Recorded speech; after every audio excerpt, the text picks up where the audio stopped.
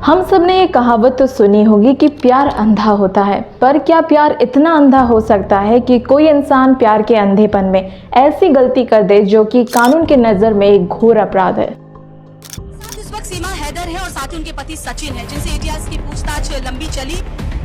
जो भी करवाएंगे मैं तैयार हूँ। मैं कानून, जिस तरह मुझे कानून कहेगा मैं वैसे करूँगी। कोई प्यार कर रहा है, प्यार को मने नहीं है, लेकिन प्यार भी एक दायरे का होता है, एक ईमानदारी और वफादारी का होता है। टूटा हुआ सीमा आप अपने साथ रखती है, ये सारी बातें शक पैदा कर रही है। सरकार से अपील की है कि पाकिस्तान अगर ये गई तो उनको मार दिया जाएगा, इन्हें हिंदुस्तान में ही रहने दिया जाए। मेरी जिंदगी इनके लिए है और यहाँ से अगर जाने का हुआ तो आप लोगों को पता पड़ जाए। जो गलत है वो गलत है, जो सही है और जो समाज के लिए सही है वो बात कहने में अगर मेरी गर्दन भी कटती हो तो मुझे कोई फर्क ना पड़े। फांसी की सजा दोगे कबूल है, जेल डालोगे कबूल है, अब बस कर दो। Hey guys, this is Smriti. Welcome back to a new episode of Chill Fact. आज के इस वीडियो में हम बात करने वाले हैं एक ऐसी लव स्टोरी के बारे में जिसके ऊपर बिलीव करना थोड़ा मुश्किल है बट शक करना बहुत आसान। तो चलो फिर ज़्यादा टाइम ना वेस्ट करते हुए let's get started with the video. तो सबसे पहले हम जान लेते हैं कि सीमा हैदर बेसिकली हैं कौन। सीमा हैदर एक पाकिस्तानी लेडी हैं जो कि इंडिया में इलीगली एंटर की हैं और वो भी अपने 4 बच्चों के साथ, ताकि वो अपने लवर जो कि अब उनके हस्बैंड है सचिन मीना के साथ रह सके, जिन्हें वो एक ऑनलाइन प्लेटफॉर्म पबजी पर मिली थी। तो इसके बारे में थोड़ा और जानते हैं कि सीमा हैदर बेसिकली इंडिया आई कैसे और सचिन से कब मिली। 2020 में पबजी चल रहा था, फिलहाल अभी तो बैन है, पर पबजी 2020 में चल रहा था, तभी इनकी मुलाकात गेम में हो गई थी और 15 दिन में इन्होंने अपने व्हाट्सएप नंबर्स भी एक्सचेंज कर लिए थे। उसके बाद सीमा को लगने लगा कि सचिन ही एक ऐसा है जो कि उन्हें बहुत प्यार करता है इस दुनिया में। तो सीमा ने क्या सोचा कि अब उसे सिर्फ सचिन के साथ ही रहना है जिंदगी भर। तो इसीलिए इन दोनों ने डिसाइड किया कि वो पहले फर्स्ट मीटिंग करेंगे। वो लोग पहली बार एक दूसरे को देखे थे सामने सामने मार्च 2023 में नेपाल के काठमांडू में, और कम से कम एक हफ्ता वहाँ पर रहने के बाद मार्च 10 से लेके मार्च 17 तक वो एक साथ रहे। उसके बाद सीमा इंडिया से नेपाल, नेपाल से पाकिस्तान वापस चली गई। कराची दुबई का जो रूट होता है वो लेकर वो वापस चली गई। बेसिकली उसने 15 दिन का टूरिस्ट वीजा लिया था। उसके बाद उसे लगा कि अब उसे सचिन के साथ ही रहना है जिंदगी भर, तो उसने डिसाइड कर लिया कि वो परमानेंटली शिफ्ट करेगी इंडिया में। उसने फिर से वही रूट अपनाया और नेपाल से वापस काठमांडू, काठमांडू में एक प्लेस है पोखरा, वहाँ पर वो रात भर रही। फिर वो लखनऊ से आगरा और वहाँ से राबूपुरा आई। वहाँ पर सचिन ने पहले से एक रूम रेंट पर ले रखा था राबूपुरा में, जहाँ पर वो रहने लगे। अब थोड़ा सचिन मीना के बारे में जान लेते हैं कि ये कहाँ से बिलोंग करते हैं। सचिन मीना बेसिकली उत्तर प्रदेश के ग्रेटर नोएडा से बिलोंग करते हैं, पर जब 1 महीना 2 महीने के बाद ये जब बात पता चली तो किसी लॉयर ने रिपोर्ट की और तब जाके यूपी पुलिस एटीएस ने वहाँ पर जाके जांच की। तो वहाँ पर जब वो लोग गए तो उन्होंने सबसे पहले तो अरेस्ट किया क्योंकि इन्होंने एक लॉ तोड़ा है। सीमा हैदर ने एक्चुअल में 2 एक्ट का उल्लंघन किया है। एक तो है फॉरेन एक्ट जो कि 1946 में बनाया गया था, जो कि गवर्नमेंट को पावर देती है फॉरेन के लोगों के ऊपर कंट्रोल करने का है। इसके अंदर एक सेक्शन आता है इलीगल इमिग्रेंट इन इंडिया, वो फॉरेन के पीपल जो इंडिया में इलीगल एंटर करते हैं, और ऐसे लोग जब होते हैं तो ये फॉरेन एक्ट को वायोलेट करते हैं। और ऐसे लोगों के लिए सिटीजनशिप एक्ट 1955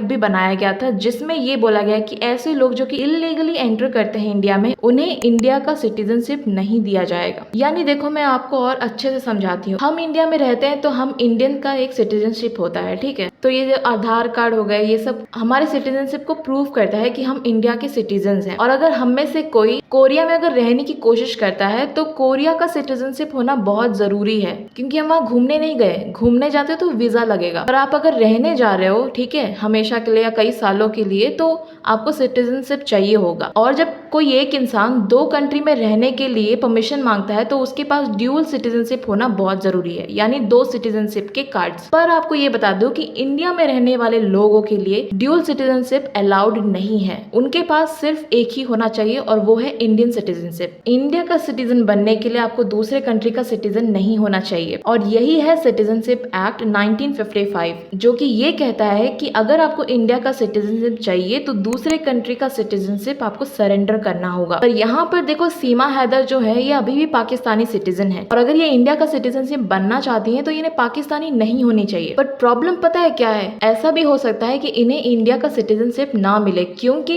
इस सिटीजनशिप एक्ट से जो कोई भी इलीगली एंटर करता है उसे कभी भी इंडिया का सिटीजन नहीं बनाया जाता, उसे कभी भी सिटीजनशिप नहीं मिलती इंडिया की, और मिलनी भी नहीं चाहिए। यही एक्ट है। ऐसा नहीं है, बहुत से पाकिस्तानी लोग इंडिया में आज भी रहते हैं। 5220 फॉरेनर्स अभी भी इंडिया में रहते हैं, ठीक है, और उसमें से भी 4552 जो कि 80% होता है वो ज़्यादातर पाकिस्तानी है जो कि इंडिया के सिटीजन बन चुके हैं पूरे के पूरे, यानी अब वो पाकिस्तानी नहीं है। और इसीलिए शायद ये हो सकता है कि एक्ट के हिसाब से इन्हें सिटीजनशिप ना मिले। तो ज़्यादा कुछ इन्फॉर्मेशन नहीं मिलने के कारण कि ये स्पाई है या नहीं, इन्हें जुलाई 7 को बेल दे दी गई। पर अभी भी रिसर्च कर रहे हैं लोग कि एक्चुअल में क्या मामला है, क्योंकि ये ऐसा केस है जो छोड़ा भी नहीं जा सकता, कैजुअली भी ले नहीं सकते और ना ही इसे ज़्यादा स्ट्रिक्टली भी देख सकते हैं, क्योंकि ये सिर्फ एक कंट्री की बात नहीं है, यहाँ पर 2 कंट्रीज इन्वॉल्व हैं जो कि इंडिपेंडेंस के टाइम से हमेशा से ही आपस में उनके अनबन रहता है। तो इसलिए थोड़ा ये क्रूशियल मैटर है, इसे थोड़ा सोच समझ के डिसीजन लेना पड़ेगा, इसीलिए अभी तक इसमें कोई फाइनल डिसीजन नहीं हुआ। बट हम और डीप में जाते हैं। सीमा हैदर का एक फैमिली पहले से ही मौजूद है पाकिस्तान में। सीमा के फादर ने उन्हीं के रिलेशन में गुलाम हैदर एक थे, उन्हीं से सीमा का शादी करा दिया था। और सीमा के स्टेटमेंट के हिसाब से वो बहुत ही ब्रूटल था, मतलब वो बिल्कुल अच्छा इंसान नहीं था, वो उसे मारता पीटता था और उनके 4 बच्चे भी हुए, but still they were not loved once. Seema Haider को डेफिनेटली वहाँ से निकलना था, ऐसा वो कहती है। वैसे तो सीमा हैदर और सचिन के कई ऐसे फोटोज है जिससे ये प्रूव होता है कि सीमा एक्चुअल में हिंदुइज्म में बिलीव करने लगी है और उसे मानने भी लगी है। बट सिटीजनशिप ना होने के कारण इस चीज को मानना थोड़ा डिफिकल्ट हो जाता है, क्योंकि लोगों पर अंधाधुंध विश्वास नहीं किया जा सकता। ऐसा भी हो सकता है कि ये पाकिस्तानी स्पाई एजेंसी ISI में से हो, ये पॉसिबल है, मैं नहीं कह रही हूँ कि ये है, पॉसिबल हो सकता है। क्योंकि अगर ये पॉसिबल है, लोग कह रहे हैं कि शायद ऐसा हो सकता है कि वो हिंदुइज्म में बिलीव करती है, हिंदू बन चुकी है पूरे मन से, तो ऐसा भी हो सकता है कि वो दिखा रही है और वो एक्चुअल में पाकिस्तानी स्पाई एजेंसी की एक मेंबर है ISI में से। तो ये सब प्रोबेबिलिटीज है, अभी तो कोई कंफर्म नहीं है, तो हम सिर्फ एक चांस ले रहे हैं कि ये हो सकता है, वो हो सकता है। एक और न्यूज निकली थी कि उनका एक भाई है आसिफ, जो कि उनसे थोड़ा छोटा है और वो भी आर्मी में है। बट सीमा हैदर ने ये बताया कि उनके यहाँ आने से पहले वो आर्मी में नहीं था, शायद उनके आने के बाद वो आर्मी में भर्ती हुआ होगा। तो ये सब जो फैक्ट्स है, अभी तक इस पर रिसर्च चल रही है कि बेसिकली क्या ट्रुथ है क्या गलत। उनके इंटरव्यू के बारे में और थोड़ा सुनना चाहते हैं तो ये देखो। मैं मोहब्बत में आई हूँ, मेरा विश्वास करो, एक दिन सबके सामने सच आएगा। कोई इतना बोलो कि कल किसी को दुख ना हो कि हमने इतना गलत बोला इसके बारे में। वहाँ के अगर बलोच जैसे कबीले से मैं हूँ, बलोच से, तो वहाँ का तो बहुत बुरा है, औरतों के लिए बहुत ज़्यादा बुरा है। तो गैरत के नाम पे कानून भी कुछ नहीं करेगा। अगर गैरत के नाम पे हमारे साथ कुछ भी हुआ ना तो वहाँ का कानून भी नहीं बोलेगा। माँ मेरे लिए फ्यूचर मेरा नहीं है ना मेरे बच्चों का, मैं यहाँ उम्मीद और आस लेके आई थी सर। और लोगों की इस पे क्या राय है आप ये भी देखो। वो जानती है, महिला ट्रेंड महिला है, वो इतना जानती है, उसकी आंखें देखो, उसके हाव भाव देखो, उसकी भाषा, उसकी बॉडी बताती है। झूठ बोलती है, फर्राटे से इंग्लिश बोलती है, इतनी मीडिया को, इंटरनेशनल मीडिया को भी हैंडल करती है। इतनों का अपनी उम्र से आधी उम्र को लड़का, 19 साल को लड़का फंसा लियो, और जा में वो जाने ना है, वो लड़का में बुद्धि नाम की चीज ना है।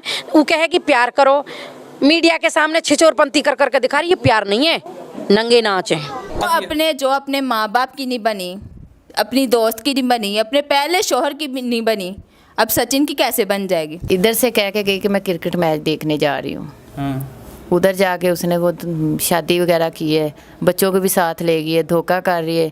जैसे हम लोगों के साथ धोखा किया वो उधर भी धोखा करेगी। वो बहुत बड़ी सैको थी। अच्छा, कोई तो छोटी मोटी नहीं सैको थी, बहुत बड़ी सैको थी।